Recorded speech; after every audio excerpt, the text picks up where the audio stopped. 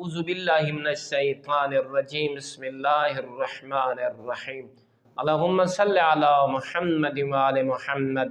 برادران ایمانی، قیامت کے دن اگر کوئی اس حالت میں مبعوث ہونا چاہتا ہے کہ اس کے نام اعمال میں ایک گناہ بھی باقی نہ رہے تو وہ یہ کام ضرور کرے۔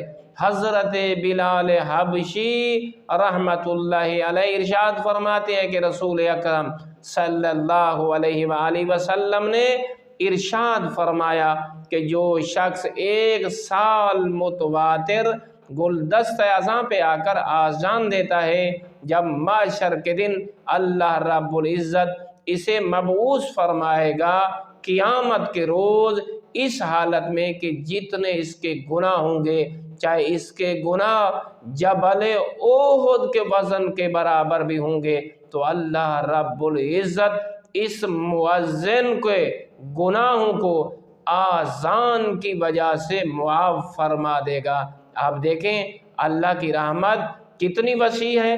آپ کوشش کریں مگر وہ مؤذن جو اللہ کی خوشنودی کے لیے اذان دیتا ہے، صاحب ایمان ہے، محمد و آل محمد کو اپنا پیشوا اور مولا سمجھتا ہے۔ والحمدللہ رب العالمین۔